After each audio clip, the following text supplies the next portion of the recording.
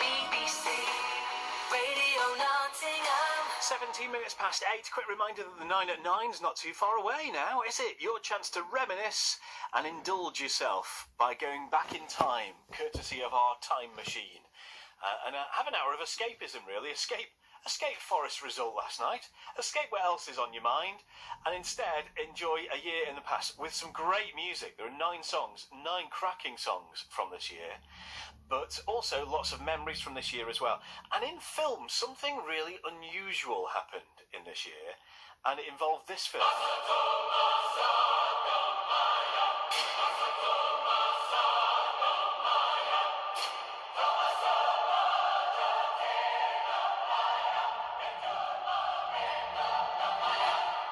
Do you know what film that actually is? This was the year in which something extraordinary happened with that particular film franchise. And I'll tell you more about it after the news at 9. Loads more clues as well coming your way, all after the news at 9. So join us for the 9 at 9 here on BBC Radio Nottingham. Tomorrow's going to be an interesting day, isn't it? As we all have to get used to the idea of wearing a face covering in shops. And a little later on today, it's going to be clarified what kind of shops that means. So there's been a little bit of a debate over places like Pret-a-Manger. If you go into Pret and it sells you a sandwich over the counter and you take it away, that's a shop then, isn't it? But what if you buy the sandwich and then sit down and then you're eating in and then it becomes a cafe? Which rule applies? Do you have to wear a face covering or don't? I mean, how would you wear a face covering and eat a sandwich? There's a thing. So there are some unanswered questions over where face coverings are going to be expected to be worn, and that's going to be clarified apparently later on today. So that will become clear. That's good. But nevertheless, if you're in a shop, you know that you will have to wear a face covering from tomorrow. And who is it that has to sort all of that out, ensure that that happens? Well, ultimately the police. But what role will shop staff actually have? This is something that Alex Norris, the Labour MP for Nottingham North, has been a bit worried about. He's been campaigning on this issue, actually, for some time. Morning, Alex. Good morning, Andy. Thanks for having me. That's all right. What are you worried about then? What are your concerns about tomorrow? Well, we know that whenever anything's changed regarding retail, so let's say that's a product that now you have to be 18 to buy or whatever, it inevitably leads to a spike in violence and abuse against shop workers, which is unacceptable, but happening at a rate of more than 400 incidents every single day. So I'm concerned that as shop workers say, oh, could you put your mask on, please, etc., etc., that is a potential flashpoint. So, we want to get the message out there that people need to be respectful to their shop workers and to not do these sorts of things. And you'd hope that people would be. So, but from what you're saying, it sounds like you've got evidence that in the past that's not been the case. What kind of things have you heard about? Yeah, I mean, the vast majority of people do the right thing, and I'm sure all your listeners will do as well. However, there is a small minority of people, but on a big scale, as I say, this is happening hundreds and hundreds of times every single day, where people become violent or abusive, and there's no place for it. People, let's not forget, these shop workers have been key workers throughout this crisis. They've been keeping our shops open, they've been making sure we've got food. They deserve our respect, and at the bare minimum, at least when they ask you to just comply with what the government's asked them to ask you to comply with, you just do it. So how much of a problem do you think this is going to be? Well, we'll see. All I can say is, I'm looking at this in comparison to when different changes are made in retail. So whether that's bringing in Challenge 25 schemes, or whether that's in requiring proof of identity to buy knives, we know that every time something is slightly restricted or done slightly different, there is a spike in violence and abuse. So I'm worried that it's in the same place as that, which is why everybody, whether it's management, whether it's unions, shop owners, big owners of the big chains, that's why we're all coming together and saying to people, there's no room for this.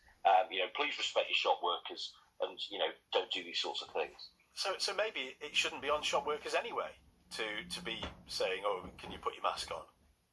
Well, Andy, I mean, you got it right. Fundamentally, the obligation and the responsibility is with the police. However, the police aren't going to be able to be in every store and every minute. They've got lots of very important things to do. In practice, how is it going to work? It inevitably will mean that staff will have to challenge people. Say, as they have been doing so far, saying, can you be 2 meters away? Can you stand on that that spot there. These are all tiny restrictions. Let's face it, none of us want to do, but all of us have to do. So in that moment, we think inevitably they're going to have those conversations, and we just want everybody just to be cool about it. Okay, well, let's speak to Kevin Lowe next. Kevin is a rep for the Shop Workers Union Usdaw, but he's not just that. He does work in a shop. He works in the co-op in Keyworth. Hello, Kevin. Morning to you. Hi there. How are you feeling about tomorrow? Yeah, a little bit apprehensive. As Alex said, we've been doing this for some months now in terms of the 2-metre rule. Many shops have the one-way systems.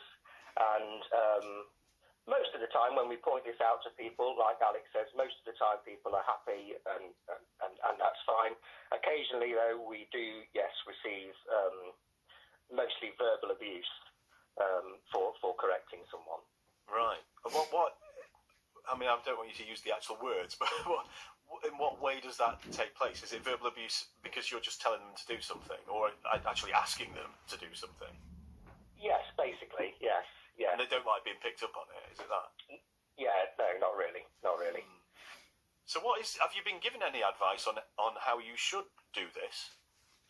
There's the same advice we'd be given for if we receive abuse for challenging for age-restricted products. To keep calm, keep firm, but keep calm, and just politely reiterate what we've said. Really, I would have hoped that these are different times. These are times where everyone is aware of the need or the reason why. Even if you don't agree with it, you're aware of the reason why. You're aware of the pandemic, and you would hope people would pull together. You've not found that? I think there's been a big mix there. Certainly in the store I work in, customers, on the whole, 99% of the time have been absolutely fantastic, to be fair. But I do get calls and messages and hear stories of other places where that's absolutely not the case, completely the other way around. And how many people are you finding have been wearing face coverings in a shop up until this point? Yeah, I think people have started to do that more the last week. I guess one of the worries is that because the rules and things have been relaxed a little bit, sort of over the last month, that people, I don't want to word it wrongly, but aren't taking it quite as, they're a little bit relaxed about it themselves, if you see what I mean. So bringing in something, again, that's quite strict may result in a backlash.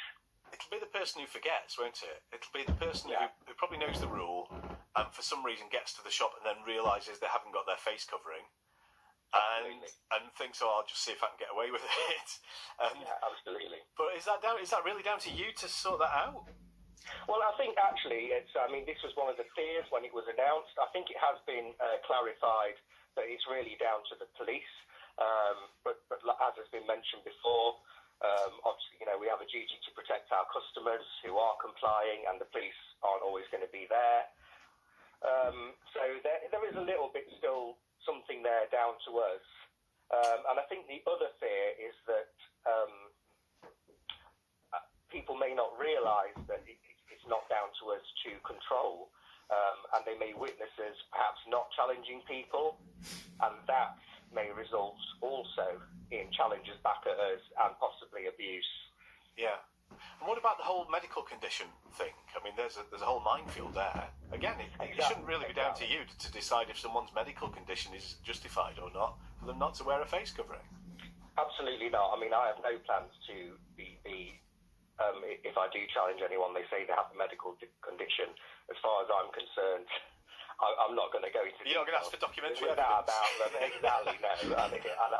That would be an awful society to live in. And it might be very sensitive to them. So that's not a road I will be going down, certainly not.